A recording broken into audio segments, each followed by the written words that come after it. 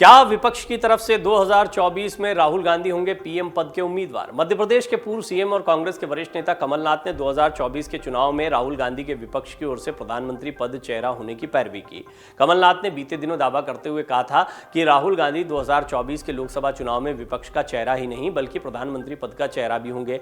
वहीं दूसरी तरफ अखिलेश यादव और कुछ अन्य प्रमुख विपक्षी नेताओं ने भारत जोड़ो यात्रा से दूरी बनाई है, जिससे विपक्षी एकजुटता की संभावना पर प्रश्न चिन्ह लगा है। इस बीच कांग्रेस के वरिष्ठ नेता जयराम रमेश ने कहा कि अगर कांग्रेस मजबूत नहीं हुई तो विपक्षी एकता सपना ही रहेगी। उन्होंने कहा कि विपक्षी एकता का मतलब यह नहीं कि कांग्रेस 2024 में लोकसभा की महज 200 सीटों पर चुनाव लड़े। गौरतलब है कि कांग्रेस ने पूरी तरह मन बना लिया है कि 2024 के चुनाव में वो राहुल गांधी की तपस्या के दम पर लोकसभा चुनाव की इमारत को बुलंद करने वाली है।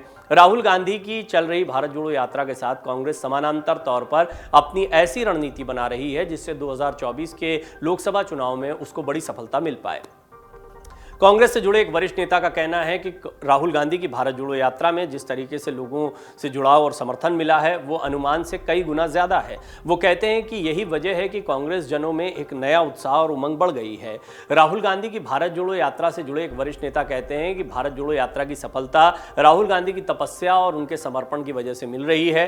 कांग्रेस से जुड़े सूत्रों का कहना है कि राहुल गांधी की इसी तपस्या को कांग्रेस 2024 के चुनाव में अपना बड़ा हथियार बनाने वाली है। राहुल गांधी यूपी में 3 जनवरी से कांग्रेस की भारत जोड़ो यात्रा की शुरुआत करेंगे और 3 दिनों तक ये यात्रा उत्तर प्रदेश में ही रहेगी।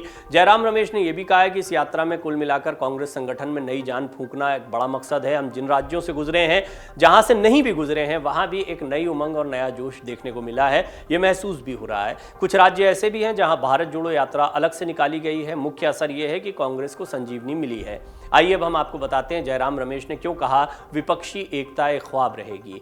एक सवाल के जवाब में जयराम रमेश ने कहा कि मैं मानता हूं कि अगर कांग्रेस अपने आप को मजबूत नहीं कर सकती तो विपक्षी एकता एक ख्वाब रहेगी। विपक्षी एकता का यह मतलब नहीं है कि कांग्रेस पार्टी लोकसभा में सिर्फ 200 सीटों पर चुनाव लड़े। ये नामुमकिन है। ये कभी नहीं हो सकता कि विपक्ष की एकता के नाम पर कांग्रेस सिर्फ 200 सीटों पर चुनाव लड़े।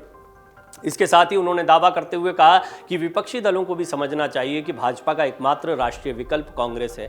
विचारधारा के आधार पर एक ही विकल्प है। विपक्षी दल हमेशा कांग्रेस से लेते रहे हैं, एक सहयोग लेते रहे हैं और साथ ही साथ में एक ताकत मिलती है विपक्षी दलों को एकजुट होने की जब वो कांग्रेस की छतरी के नीचे आते हैं। विपक्षी एकता का मतलब कुछ लेना और कुछ देना है। कांग्रेस अब तक सिर्फ देती रही है, वो जमाना गया।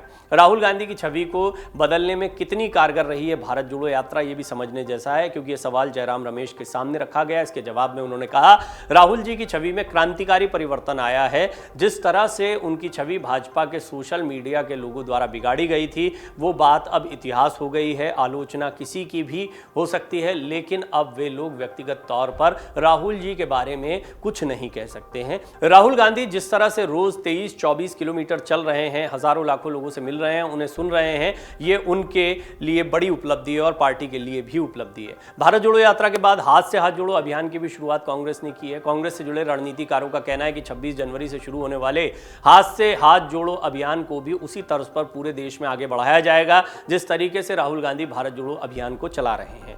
हालांकि कांग्रेस के वरिष्ठ नेताओं का कहना है कि भारत जोड़ो यात्रा कोई राजनीतिक यात्रा नहीं है, लेकिन हाथ से हाथ जोड़ो अभियान के तहत लोगों को कांग्रेस की नीतियों से जुड़ने और आने वाले चुनाव में देश विरोधी ताकतों के खिलाफ लड़ने के विरुद्ध उनको खड़ा किया जाएगा। कांग्रेस की बनाई जाने वाली रणनीति पर सियासी जानकारों का मानना है कि पार्टी ने अब खुद को 2024 में होने वाले लोकसभा चुनाव के लिए तैयार करना शुरू कर दिया है। वरिष्ठ राजनीतिक विश्लेषक कहते हैं कि बीते 2 चुनाव में गुजरात और हिमाचल प्रदेश में कांग्रेस की रणनीति तो यही इशारा कर रही है कि कांग्रेस का मकसद अब 2024 के लोकसभा चुनाव ही है, जिसको लेकर कांग्रेस अपनी रणनीति तो बना रही है, लेकिन इन तमाम रणनीतियों के आगे कांग्रेस 2024 के लिए खुद को तैयार भी कर रही है।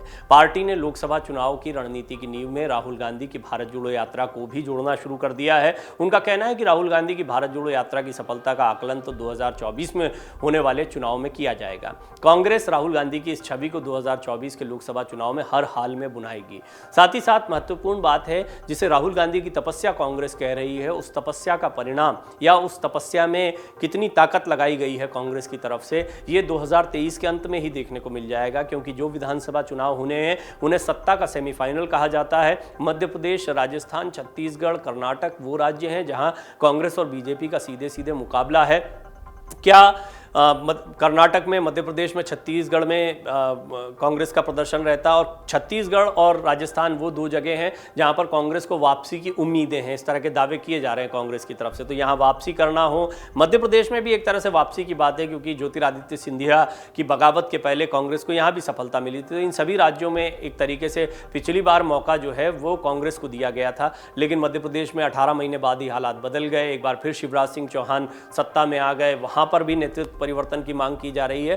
तो ये तपस्या का असली जो फल है या परिणाम देखने को मिल सकता है 2023 में ही स्पष्ट हो जाएगा। लेकिन इस सब के बीच में ये भी महत्वपूर्ण है कि 2023 में किस तरीके से राहुल गांधी आगे बढ़ते हैं और उससे कितना फायदा कांग्रेस को चुनाव में मिलता है। ये भीड़ वोटों में तब्दील होती है, नहीं होती है, कुछ बड़े सवाल हैं जिनके जवाब आपको इस साल ही जानने को मिल जाएंगे। डाउनलोड करें अमर उजाला ऐप और पाएं खबरें लगातार। अगर आप ये वीडियो YouTube पर देख रहे हैं तो हमारे चैनल को सब्सक्राइब करें और बेल आइकन को दबाना ना भूलें। अगर आप Facebook पर ये वीडियो देख रहे हैं तो हमारे पेज को लाइक करें।